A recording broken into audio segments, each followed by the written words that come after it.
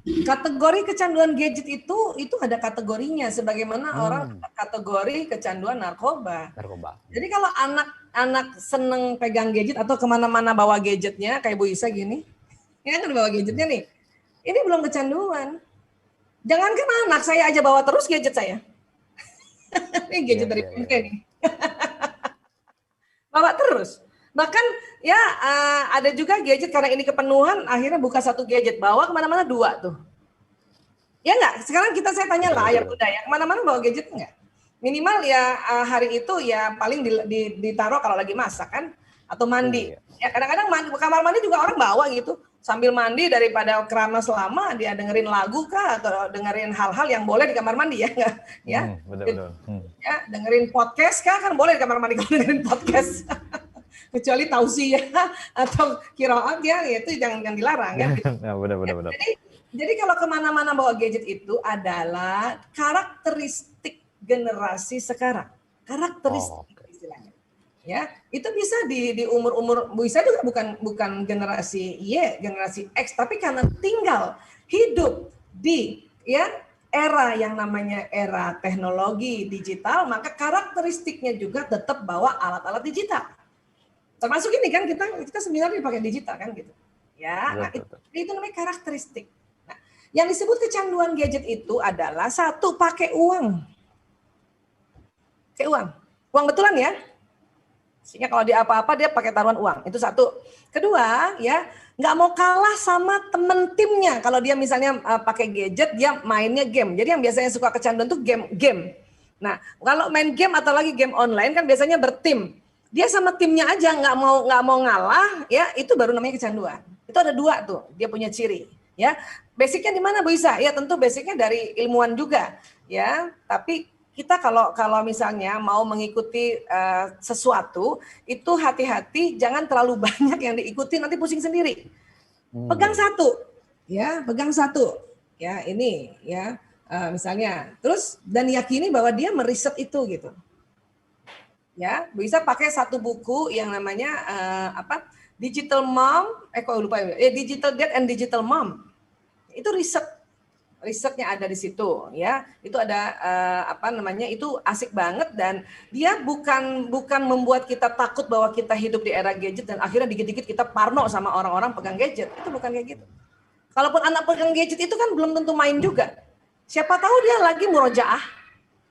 Anak sekarang murojaahnya lebih senang di gadget loh. Kenapa? Gampang tinggal dengar suaranya bagaimana, tinggal cari gampang nggak lagi. Dan satu lagi anak-anak kalau dia bawa Quran asli mushaf asli gitu ya, mushaf gitu ya, dia takut salah taruh di bawah jadi masalah, ya kan? Atau lagi duduk murojaah terus tiba-tiba ibunya panggil dia taruh di bawah kan? Kemudian dia berdiri langkah-langkahin itu kan udah tidak menghormati kan? Tapi kalau dia mencoba mencari murojaahnya lewat Quran yang ada di digital, aplikasi, kemudian setelah ditutup kan dia sudah tidak jadi Al-Quran lagi. Gitu. Itu yang anak-anak sekarang berpikir bahwa saya kenapa makanya apa-apa pakai gadget. Ya, itu memudahkan. Ya, oke. Jadi sekali lagi seperti itu ya Bunda Murni ya. Jadi nggak usah. Nah, ini sudah ada tuh Bunda Murni. Ini Bunda Murni ini salah satu direksi atau BOD dari Rumah Zakat ini, Bu Isa. Menyimak juga beliau dari awal tadi. Menyimak Bunda. Ya, jadi kayak gitu ya. Jadi ada kategorinya yang namanya kecanduan ya. Kalau kemana-mana bawa gadget, kadang-kadang anak bawa gadget, satu bawa iPad, satu bawa laptop, itu karakteristik era sekarang. Ya. Tinggal isinya apa dia pakai ya. Bagaimana soal mata? Kuat nggak? Alhamdulillah kuat juga ya mata anak sekarang. Tinggal diajarkan relaksasi mata. Ya, kalau udah 40 menit lihat gadget, suruh lihat agak jauh gitu, 6 meter ke depan. Yang dia lihat mandang ke depan 6 meter. Ini bisa juga gitu kalau lagi gini bisa lihat mandang ke depan. Ya, per 40 menit lihat lagi ke depan. Itu untuk melatih saja kita punya mata. Tapi alhamdulillah ya Allah maha ini juga Allah Maha Pencipta ya. Allah tahu persis setiap era itu ada karakteristiknya, maka organ-organ tubuh juga mengikuti karakteristik itu. Ya, yang suka bikin berat itu adalah prasangka kita. Bikin berat. Ya, bikin berat. Ya, kita mending sekarang memang udah era gadget, sudah kita berprasangka baik. Karena setiap era memang ada positif negatif. Sebagaimana juga dulu eranya Bu Isa kan, Mbak Murni lahir tahun berapa? 82. Oh, itu udah milenial ya. Bu Isa kan 68. Waktu Ibu Isa 68 itu eranya buku. Cerita, kemana-mana bawa buku. Kemana-mana bawa buku, itu juga udah dimarahin. Tidur bawa buku udah dimarahin. Makan bawa buku udah dimarahin. Ya, anak sekarang kalau bawa buku malah kita bangga banget ya. Iya, alhamdulillah untuk bawa buku. Sekarang. Tapi zaman Bu Isa dulu, buku dimarahin. Ya, baca majalah terus. Waktu itu majalahnya Bobo, Hai, agak besar dikit Gadis. Baca majalah dulu, baca cerpen dulu. Ada dulu namanya cerpen Anita. Ya, baca cerpen dulu. Itu aja udah dimarahin. Nah, terus kan waktu era buku kan curhatnya di buku diary, ya nggak? Iya, betul. Itu aja ingat nggak? Nih buat Bunda Marsha masih ingat nggak kalau punya diary? Itu kan kita kunci pakai gembok. Makanya era kita juga era buku nggak mau diganggu privasinya sebagaimana anak sekarang juga era itu loh itu dulu aja itu Bu Isa nulis-nulis di cari kalau misalnya ke toko buku cari diary itu yang warna-warni wangi yang ada gemboknya kecil kalau perlu ada gembok serep satu tempat taruh mana supaya kalau lupa tahu nah itu namanya privacy di usia kita sudah mulai belajar tentang privacy suatu ketika itu ya bukunya terbuka terus tahu itu karena ibu yang baca itu dongkol loh. Ya, tapi kan itu zaman dulu kita belum punya ilmu kayak memaafkan orang tua kita belum. Sekarang aja kalau ingat-ingat ya Allah saya maafkan ibuku ya Allah kita bilang gitu ya Allah saya maafkan ibuku ya Allah. Namanya kepo namanya itu ya kepo baca buku diary. Sekarang juga anak-anak juga kesel sama ibunya. Ya Allah saya maafkan bundaku ya Allah kepo banget baca HP saya ya Allah. Kepo banget baca saya punya. Gitu. Kurang lebih kayak gitu Mbak Murni ya.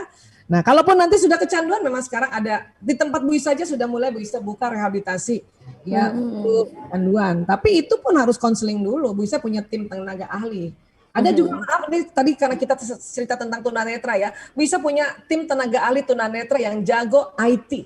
Oh, Masya Allah. Dan di S2. Bu Isa punya memang. Karena Bu Isa memang kerjanya selama ini bikin rehabilitasi narkoba, tapi Bu Isa mulai membuat juga rehabilitasi untuk kecanduan, yang namanya kecanduan game, bukan gadget ya, game.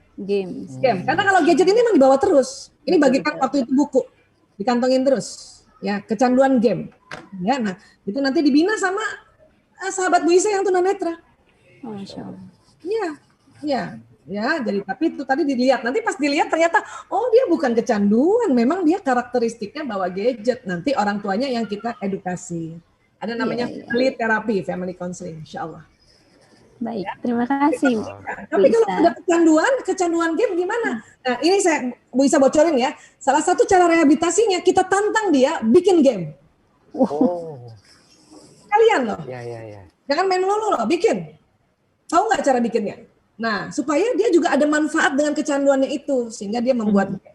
Setelah tahu bikin game, kita arahin, ayo bikin game yang bermanfaat, ayo. Akhirnya jadi punya uang gara-gara itu. Baik. Terima kasih. Terima kasih juga Mbak Muni. Terima kasih Bu Isa ya, alhamdulillah ya dapat semangat lagi. Ya, jadi kecanduan itu teman-teman suka megang HP belum tentu kecandian Bu Isa ya. Oke. Itu karakteristik. Karakteristik ya. Zamannya nih sekarang nih ya, harus siap. Oke. Sama seperti waktu zaman batu ya, Mas Kang Yusuf. Zaman batu itu ya ribuan tahun yang lalu ada karakteristik anak-anak mudanya selalu bawa batu. Karena batunya itu ada tulisannya. Oke, bawa batu. Jadi kemana bawa batu? Iya, ada bahayanya nggak zaman batu, tulisan di batu? Ada, kalau dia jengkel dia lempar batu itu ke orang, tetap ada bahayanya kan? Artinya setiap era ada juga. Tapi keburukan setiap era itu pasti lebih sedikit dibanding kebaikannya. Ini yang harus ada ditanamkan di otak kita. Ya, nah itu supaya kita tetap tenang. Jadi ibu kita tenang aja. Ya, karena anak-anak juga ngerti kok kalau kita nggak terlalu banyak ngomong, anak-anak malah ngerti. Gitu. Itu unik memang anak-anak.